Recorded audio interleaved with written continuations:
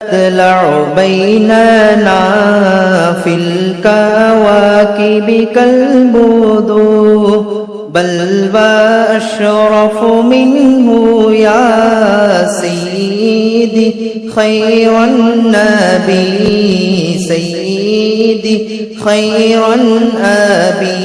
எல்லாம் அல்ல அல்லாஹ்வின் நல்லடியார்களே, அருமையான பெரியோர்களே, ஆலிம் பெருமக்களே, அல்லாஹ்வுடைய அளப்பன் பெருமையினால் இன்றைய கால சூழலில் இறை சொத்துக்களான வக்ஃப் சொத்துக்களை ஆக்கிரமிப்பு செய்வதற்காக வேண்டி அரசாங்கம் பலவிதமான சூழ்ச்சிகளை செய்து கொண்டிருக்கிறதை நாம் உணர்கிறோம், அறிகிறோம்.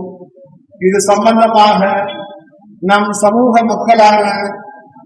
சமூக மக்களுக்கு வழிகாட்டக்கூடிய பொறுப்பில் இருக்கக்கூடிய நிர்வாக குடிமக்கள், ஆலிம் குடிமக்களுக்கு இது சம்பந்தமான கருத்துக்கள் முழுமையாக தெரிய வேண்டும், அறிந்து செயல்பட வேண்டும். இந்த கால சூழலில் நாம் நம்முடைய வக்ஃபுகளை எப்படி பாதுகாக்க வேண்டும், அதனுடைய சூழ்ச்சிகள் நம்மை சூழ்கிற பொழுது அதிலிருந்து நாம் எப்படி நம்மை பாதுகாத்துக் கொள்ள வேண்டும் என்பது போன்ற விழிப்புணர்வுகளை நமக்கு கொடுப்பதற்காக வேண்டி ஈரோடு மாவட்ட ஜமாஅத்துல் உலமா சபை இந்த நிகழ்வை ஏற்பாடு செய்திருக்கிறது. அல்ஹம்துலில்லாஹ்.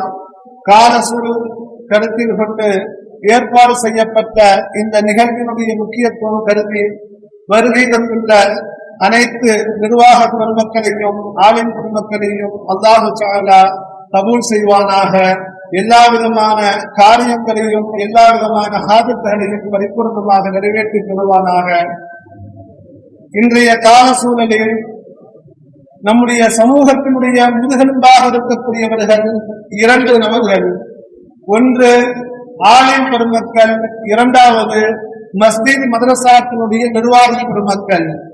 இரண்டு நபர்களும் இணக்கமாக சிறப்பாக செயல்படுவோமேயானால் இந்த சமூகத்தை சூழக்கூடிய எந்த விதமான சூழ்ச்சிகளாக இருந்தாலும் அதிலிருந்து நாம் நம்முடைய சமூகத்தை பாதுகாக்க முடியும். ஆனால் இன்றைய கால சூழலில் நமக்கு வரக்கூடிய எல்லா விதமான சூழ்ச்சிகளிலிருந்தும் நம்மை பாதுகாக்கக்கூடிய அறிவு நம்மிடத்தில் தேவைப்படுகிறது. இன்றைய கால சூழலில் அதற்குரிய அறிவை பெறக்கூடியவர்களாக நாம் இல்லை. நமக்கு பிரச்சனைகள் வந்த பின்புதான், அதனுடைய வீரியம் வெளிப்பட்ட பின்புதான் அதற்குரிய வைத்தியங்களை நாடுகிறோம். இதுதான் நம் சமூகத்தினுடைய மிகப்பெரிய பின்னடைவாக இருக்கிறது. வக்ஃப் சொத்துக்களுக்கு இன்று ஆபத்து வந்திருக்கிறது என்று சொன்னால் இதனுடைய அடிப்படை காரணங்கள் என்ன? கடந்த சுதந்திர இந்தியாவின் 70 ஆண்டுகளாக வக்ஃப் சொத்துக்கள் எப்படி பயன்படுத்தப்பட்டுள்ளது என்பது போன்ற விஷயங்களை நாம் சிந்தித்தோமேயானால் நம் சமூக மக்கள் செய்த தவறுகளும் பிழைகளும் தான் இந்த ஆபத்தான சட்டம் நம்மை வந்தடைவதற்கு காரணமாக இருக்கிறது. உதாரணத்திற்கு இன்றைய இந்திய சொத்துக்களில் 3வது சொத்து மதிப்புடையது வக்ஃப் சொத்து என்பதாக பெருமைப்பட்டு பேசுகிறோம். இந்த வக்ஃப் சொத்தின் மூலமாக இதை முறையாக பயன்படுத்தினால் தேனாறு ஓடும் பாலாறு ஓடும் என்பதாக என்று பேசுகிறோம். விதவை பெண்களுக்கு மறுவாழ்வு கொடுக்க முடியும், நூற்றுக்கணக்கான கல்லூரிகளை துவங்கி நடத்திட முடியும் என்பது போன்ற பல நல்ல ஆரோக்கியமான கருத்துக்கள் என்று பொதுவெளியில் பேசப்படுகிறது. சரி, 70 ஆண்டு காலங்களாக ஏன் இது சாத்தியப்படுத்தவில்லை? இந்த வக்ஃப் சொத்துக்களை வைத்து நாம் என்ன செய்து கொண்டிருந்தோம் என்று யோசிக்கிற பொழுது நம்முடைய பின்னடைவு, நம்முடைய விஷயங்கள் இங்கே யோசிக்க கடமையாக இருக்கின்றன. சமீபத்திலே இந்த சட்டத்தை, வக்ஃபினுடைய சட்டத்தை மத்திய அரசாங்கம் கொண்டு வருவதற்கு என்ன காரணம் என்பதாக பேசுகிற பொழுது பெருமக்கள் சொல்கிறார்கள், இந்தியாவில் அதிகமாக ஊழல் நிறைந்த துறைகளில் முதல் 5 இடங்களில் ஒன்றாக வக்ஃப் வாரியம் செயல்படுகிறது. யோசிச்சு பாருங்க. மார்க்கத்தில் ஊழல் செய்வதற்கு அனுமதி உண்டா? ஊழல் செய்வதற்கு அனுமதி கிடையாது. அர்ராஷி வல் முர்தஷி பின்னார், லஞ்சம் வாங்குபவனும் லஞ்சம் கொடுப்பவனும் நரகவாதி என்பதாக மார்க்கம் சொல்கிறது. ஆனால் வக்ஃபினுடைய நிர்வாகிகள் பலரும் கூறுகிறார்கள், எங்களுடைய வக்ஃப் சொத்துக்கள் மீட்கிற பொழுது அதை நாங்கள் போய் பதிவு செய்கிற பொழுது வக்ஃப் நிர்வாகிகளிடத்திலே சொல்கிறார்கள், வாரியத்தில் உள்ளவர்கள் எங்களுக்கு லஞ்சம் கேட்கிறார்கள், நீங்கள் பணம் கொடுத்தால் தான் இந்த வக்ஃப் சொத்தை பதிவு செய்து தர முடியும். என்னங்க வேடிக்கையாக இருக்குது. நம்முடைய சொத்தை நாம் மீட்டெடுக்கிறோம், அதை பாதுகாப்பதற்காக நாம் பதிவு செய்கிறோம். ஆனால் பதிவு செய்கிற பொழுது என்ன செய்ய வேண்டும்? லஞ்சம் கொடுக்க வேண்டும். யாருக்கு? வக்ஃப் வாரியத்திற்கு. வக்ஃப் வாரியத்தில் யாருங்க பணியில் இருக்கிறா? இப்ப நாம சொல்றோம் இந்துக்களுக்கு இடம் கொடுக்க கூடாது, இந்த சட்டத்துல இந்துக்களுக்கு இடம் இருக்குதுன்னு சொல்றாங்க. அப்ப இவ்வளவு காலமாக ஊழல் செய்தவர்கள், பணம் வாங்கியவர்கள், பள்ளிவாசலுடைய பணங்களிலிருந்து ஊழல் செய்தவர்கள், வக்ஃப் வாரியத்திலே அதிகாரிகளாக தடை செய்தவர்கள் இஸ்லாமியர்கள் தானே, அவர்கள் தானே லஞ்சம் செய்தவர் வாங்கியவர்கள். ஆக நம்மிடத்தில் உள்ள குறைகள் எல்லாம் இன்று அரசாங்கத்திற்கு, நமக்கு எதிராக இருக்கக்கூடிய அரசாங்கத்திற்கு மிக பிரயோஜனமான ஆயுதங்களாக கிடைத்துவிட்டன.